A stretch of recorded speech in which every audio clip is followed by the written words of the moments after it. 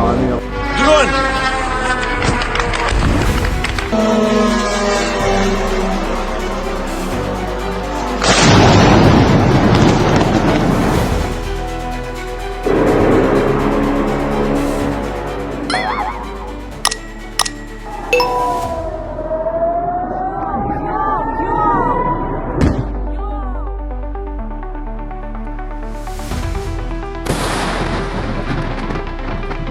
مثل ما هي لايف.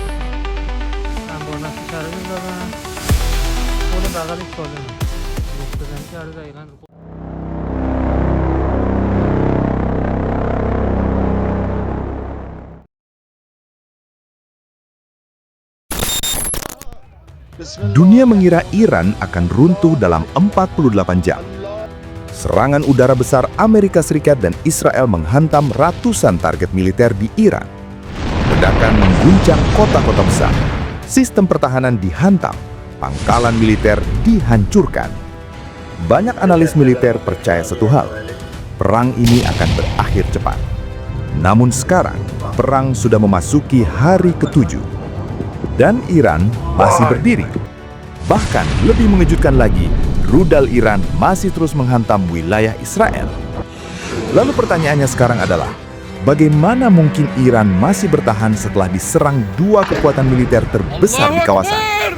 Jawabannya ternyata jauh lebih kompleks dari yang dibayangkan. Dan disinilah cerita perang Iran versus Israel benar-benar dimulai.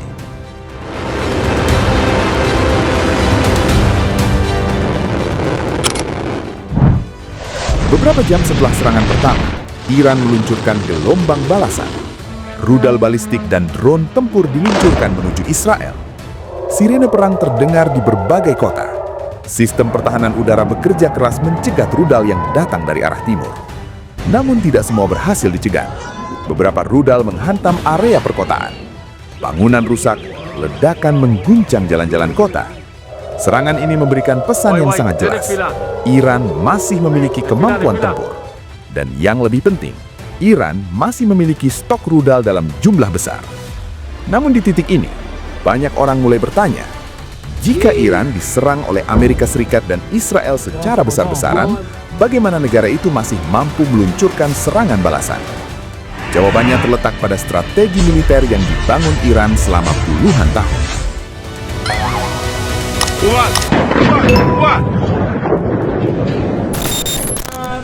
Strategi kota rudal. Selama 2 dekade terakhir, Iran membangun sesuatu yang jarang dibahas media internasional. Sebuah jaringan fasilitas militer bawah tanah yang sangat luas.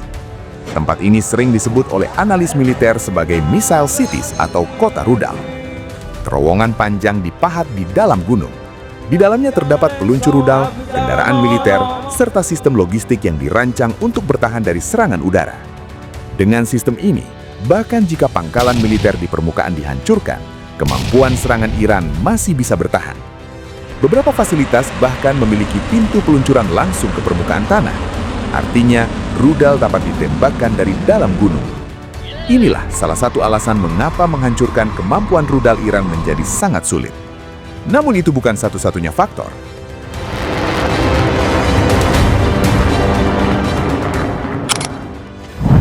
Perang rudal Iran. Iran tidak membangun kekuatan militernya seperti Amerika Serikat. Iran tidak memiliki ratusan pesawat tempur canggih. Sebaliknya, Iran memilih strategi berbeda. Strategi perang rudal. Iran mengembangkan salah satu arsenal rudal balistik terbesar di Timur Tengah. Mulai dari rudal jarak menengah hingga rudal hipersonik yang dirancang untuk menembus sistem pertahanan udara. Beberapa rudal bahkan diluncurkan dari kendaraan mobile. Artinya, peluncur rudal bisa berpindah lokasi dengan cepat. Bagi pesawat tempur musuh, target seperti ini sangat sulit ditemukan. Dan inilah yang membuat perang Iran versus Israel tidak berjalan seperti yang diperkirakan banyak analis. Namun situasi semakin kompleks ketika konflik ini memicu krisis politik besar di Iran sendiri.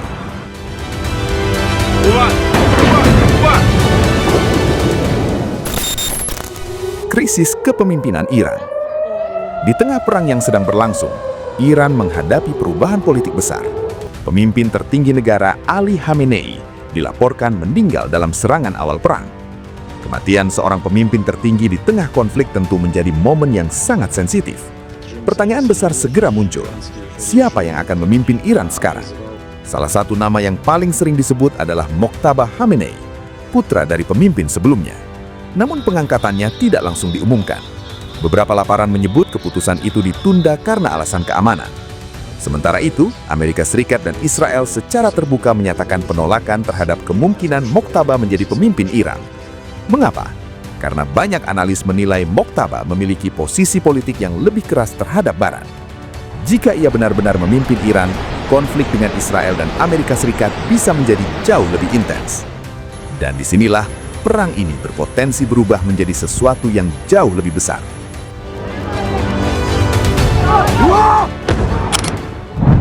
Resiko perang regional.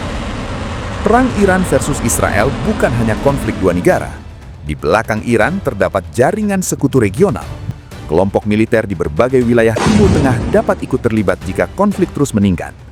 Jika itu terjadi, perang ini bisa berubah menjadi konflik regional besar. Jalur perdagangan energi dunia juga bisa terganggu. Selat Hormuz, salah satu jalur minyak paling penting di dunia, berada sangat dekat dengan Iran. Jika jalur ini terganggu, dampaknya bisa terasa di seluruh dunia. Harga energi global bisa melonjak, dan ketegangan geopolitik akan meningkat drastis. Namun hingga hari ke-7 perang, satu fakta tetap tidak berubah. Iran masih bertahan.